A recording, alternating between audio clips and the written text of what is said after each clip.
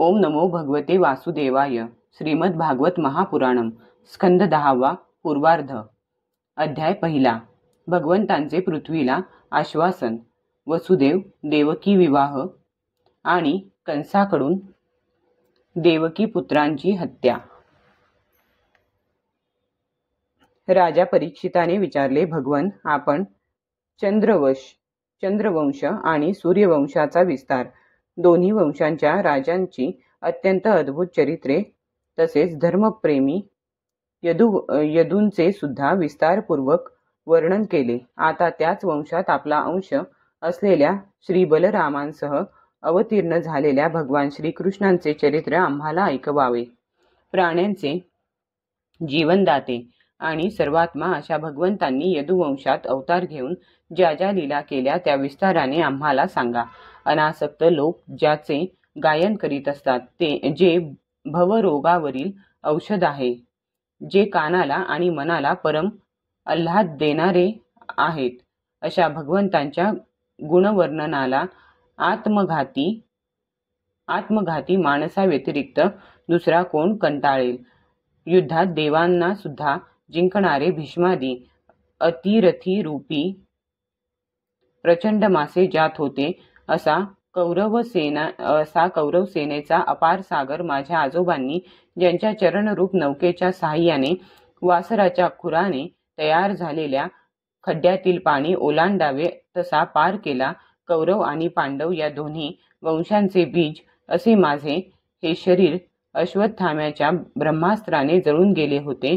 त्यावेळी माझी माता भगवंतांना शरण गेली, तेव्हा त्यांनी हातात चक्र घेऊन माझ्या मातेच्या गर्भात प्रवेश केला आणि माझे रक्षण केले. हे विद्वन, सर्व शरीर धारण करणाऱ्यांच्या आत्मरूपाने राहून अमृतत्वाचे आणि बाहेर कालरूपाने राहून मृत्यूचे दान करणाऱ्या आणि मनुष्य रूपाने प्रगट होणाऱ्या त्यांच्या लीलांचे आपण वर्णन करावे. आपण आताच सांगितले की बलराम रोहिणीचे पुत्र होते. त्यानंतर देवकीच्या पुत्रांमध्ये सुद्धा आपण त्यांची गणना केलीत. दुसरे शरीर धारण केल्याशिवाय 2 मातांचा पुत्र होणे कसे शक्य आहे? भगवान श्रीकृष्ण पित्याच्या घरातून वज्रभूमीकडे का गेले? तसेच भक्तवत्सल प्रभूंनी नातलगांसह कोठे कोठे निवास केला? केशवांनी गोकुळात आणि मथुरेत राहून कोणकोणत्या लीला केल्या? तसेच त्यांनी कंस हा मामा असल्यामुळे त्याला मारणे योग्य नसूनही का मारले? मनुष्य देह धारण करून द्वारकापुरीमध्ये यादवांसह त्यांनी किती वर्षे निवास केला आणि त्यांना किती पत्न्या होत्या? हे सर्वज्ञ मुनिवर, श्रीकृष्णांवर नितांत श्रद्धा असणाऱ्या मला त्यांच्या या व इतरही सर्व कथा विस्ताराने सांगाव्यात. आपल्या मुखकमलातून पाझरणाऱ्या भगवंतांच्या अमृतकथेचे पान करीत असल्यामुळे पाणीही न पिणाऱ्या मला असह्य अशी ही तहान भूक मुळीच सतावित नाही. सूत म्हणतात, शौनका, भगवंतांच्या भक्तात अग्रगण्य अशा सर्वज्ञ शुकदेवांनी परीक्षिताचा हा उत्तम प्रश्न ऐकून त्याचे कौतुक केले आणि कलिमलांना नाहीसे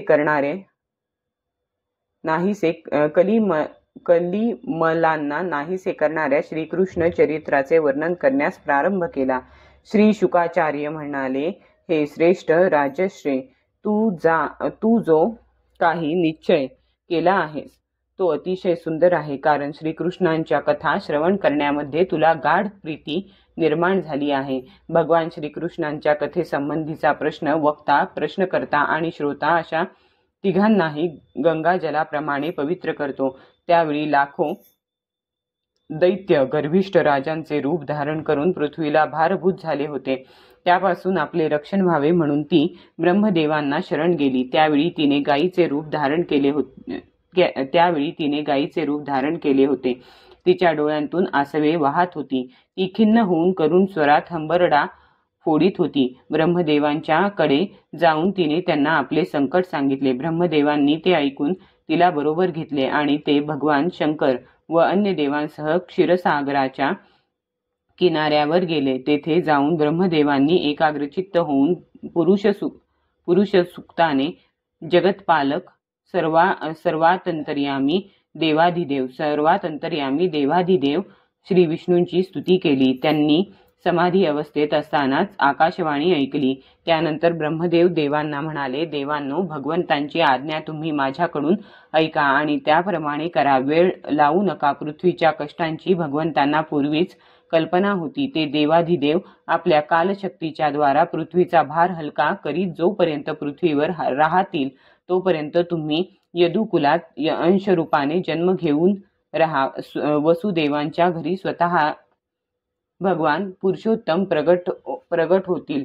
त्यांना आनंद देण्यासाठी देवांगनांनीही जन्म घ्यावा. स्वयंप्रकाश भगवान शेष सुद्धा, जे भगवंतांची कला असल्या कारणाने अनंत आहेत आणि ज्यांची सहस्त्र मुखे आहेत ते भगवंतांचे प्रिय कार्य करण्यासाठी त्यांच्या अगोदरच अवतार घेतील. जिने साऱ्या जगाला मोहित केले आहे ती भगवंतांची ऐश्वर्यशालिनी योगमाया सुद्धा त्यांच्या आज्ञेने त्यांचे लीला कार्य संपन्न करण्यासाठी अंशरूपाने अवतार घेईल. श्री शुक म्हणतात, प्रजापतींचे स्वामी भगवान ब्रह्मदेवांनी देवतांना अशी आज्ञा केली. श्री शुक म्हणतात, प्रजापतींचे स्वामी भगवान ब्रह्मदेवांनी देवतांना अशी आज्ञा केली आणि पृथ्वीची समजूत घालून तिला धीर दिला. त्यानंतर ते आपल्या परमधामाकडे गेले. पूर्वी यदुवंशी राजा शूरसेन मथुरा नगरीत राहून माथुर आणि शूरसेन या देशांवर राज्य करीत होता. त्या वेळेपासून मथुरा ही सर्व यादवांची राजधानी झाली होती. भगवान श्रीहरी नेहमी तेथे विराजमान असतात. एकदा शूरसेनाचे पुत्र वसुदेव मथुरेमध्ये विवाह करून आपल्या नवपरिणीत पत्नी देवकीसह घरी जाण्यासाठी म्हणून रथावर आरूढ झाले. उग्रसेनाचा पुत्र कंस याने आपली चुलत बहीण देवकी हिला खुश करण्यासाठी शेकडो सोन्याचे रथ तिला देऊन तिच्या रथाच्या घोड्याचे लगाम आपल्या हातात घेतले. देवकाचे आपल्या कन्येवर प्रेम होते म्हणून तिला सासरी पाठवितेवेळी त्याने तिला सोन्याच्या हारांनी अलंकृत केलेले 400 हत्ती, 15,000 घोडे, 1800 रथ तसेच सुंदर सुंदर वस्त्रालंकारांनी विभूषित 200 सुकुमार दासी हुंड्याच्या रूपाने दिल्या. निघण्याच्या वेळी वर वधूंचे मंगल होण्यासाठी एकाच वेळी शंख, नौबती, मृदंग आणि दुधुंबी वाजू लागल्या. वाटेमध्ये ज्यावेळी घोड्यांचे लगाम पकडून कंस रथ चालवित होता त्यावेळी त्याला संबोधून आकाशवाणी झाली की, अरे मूर्खा, जिला तू रथात बसून घेऊन चालला आहेस तिचा 8वा पुत्र तुला मारील. कंस अत्यंत पापी व दुष्ट होता. तो भोजवंशाला कलंकच होता. आकाशवाणी ऐकताच त्याने तलवार उपसली आणि बहिणीची वेणी पकडून तिला मारायला तो तयार झाला. तो क्रूर निर्लज्जपणे निंद्यकर्म करायला उद्युक्त झालेला पाहून महात्मा वसुदेव त्याला शांत करीत म्हणाले. वसुदेव म्हणाले, तू भोजवंशाची कीर्ती वाढविणारा आहेस. अनेक शूर तुझ्या गुणांची कीर्ती गातात. असे असता एका स्त्रीला, तेही स्वतःच्या बहिणीला, या विवाहाच्या शुभसमयी मारायला तू कसा तयार झालास? हे वीरा, जे जन्म घेतात त्यांच्या शरीराबरोबर मृत्यू सुद्धा उत्पन्न होतो. आज किंवा 100 वर्षानंतर प्राण्यांना मृत्यू अटळ आहे. जेव्हा शरीराचा अंत होतो तेव्हा जीव आपल्या कर्मानुसार दुसरे शरीर ग्रहण करतो आणि आपले पहिले शरीर सोडतो. त्याची इच्छा नसली तरी त्याला असे करावेच लागते. ज्याप्रमाणे चालते वेळी माणूस एक पाय जमिनीवर ठेवूनच दुसरा उचलतो किंवा जशी अळी दुसरी गवताची काडी पकडते आणि मगच अगोदरची काडी सोडते, त्याचप्रमाणे जीव सुद्धा कर्मानुसार दुसरे शरीर प्राप्त केल्यानंतरच हे शरीर सोडतो. ज्याप्रमाणे एखादा पुरुष जागृत अवस्थेमध्ये राजाचे ऐश्वर्य पाहून आणि इंद्रादिकांचे ऐश्वर्य ऐकून मनाने त्याची अभिलाषा करू लागतो आणि त्याचे चिंतन करीत करीत त्याच गोष्टींमध्ये गुंतून त्यांच्याशी एकरूप होतो आणि स्वप्नामध्ये स्वतः राजा किंवा इंद्र बनतो. त्याचबरोबर आपले मूळ रूप विसरतो.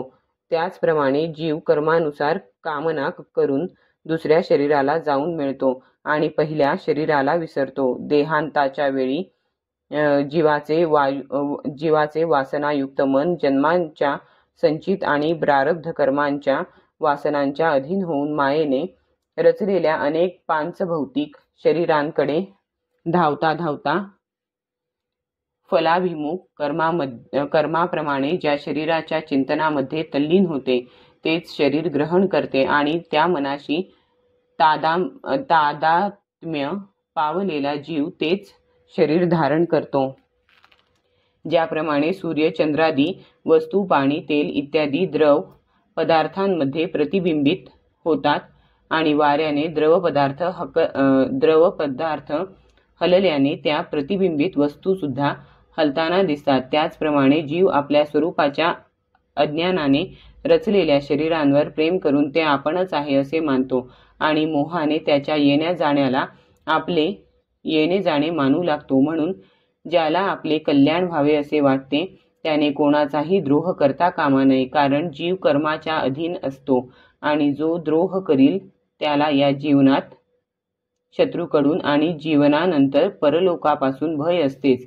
ही तुझी धाकटी बहीण अजून लहान असून बिचारी बाहुलीसारखी दीन झाली आहे, म्हणून तुझ्यासारख्या दीनवत्सल पुरुषाने ह्या बिचारीचा वध करणे बरे नव्हे. श्री शुक म्हणतात, परीक्षिता, वसुदेवांनी अशा प्रकारे सामोपचाराने आणि भय दाखवून कंसाला समजाविले, परंतु तो क्रूर राक्षसांच्या मताप्रमाणे वागणारा असल्यामुळे त्याने आपला निश्चय सोडला नाही. कंसाचा हा हट्ट पाहून वसुदेवांनी विचार केला की कोणत्याही प्रकारे ही वेळ तर टळली पाहिजे. तेव्हा त्यांनी ठरविले की जोपर्यंत बुद्धी आणि शक्ती यांची जोड आहे तोपर्यंत बुद्धिमान माणसाने मृत्यू टाळण्याचा प्रयत्न केला पाहिजे. प्रयत्न करूनही जर तो टळला नाही तर त्यात प्रयत्न करणाऱ्याचा काही दोष नाही. म्हणून या मृत्यूरूप कंसाला आपले पुत्र देऊन या बिचारीला वाचवावे.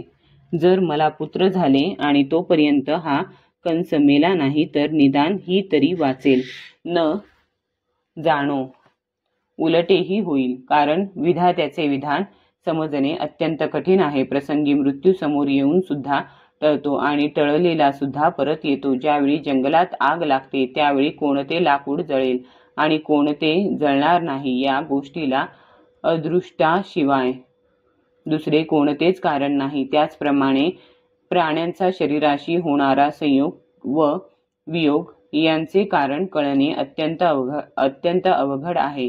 आपल्या बुद्धीनुसार असा निश्चय करून वसुदेवांनी अत्यंत सन्मानपूर्वक त्या दुष्ट कंसाची अतिशय प्रशंसा केली. कंस अतिशय क्रूर आणि निर्लज्ज होता, म्हणून असे करतेवेळी वसुदेवांच्या मनाला अत्यंत क्लेश होत होते. तरी सुद्धा त्यांनी वरवर आपला चेहरा प्रफुल्लित करीत हसत हसत ते म्हणाले. वसुदेव म्हणाले, हे सौम्य, आकाशवाणी झाल्याप्रमाणे तुला देवकीपासून काही भीती नाही, भय तर पुत्रापासून आहे, म्हणून हिचे पुत्र मी तुझ्याकडे आणून सोपवीन. श्री शुक म्हणतात, वसुदेव खोटे बोलणार नाही हे जाणून कंसाने बहिणीला मारण्याचा विचार सोडून दिला. तेव्हा वसुदेवांनी प्रसन्न मनाने त्याची स्तुती करून ते आपल्या घरी आले. योग्य वेळी सर्व देवता स्वरूप देवकीने प्रतिवर्षी एक याप्रमाणे 8 पुत्रांना आणि एका कन्येला जन्म दिला. पहिल्या पुत्राचे नाव कीर्तिमान असे होते. वसुदेवांनी त्याला मोठ्या कष्टाने कंसाकडे आणून दिले, कारण त्याला असत्याचे अधिक भय वाटत होते. सज्जनांना असह्य असे काय असते? ज्ञानी पुरुषांना कोणत्या गोष्टीची अपेक्षा असते? नीच पुरुषांना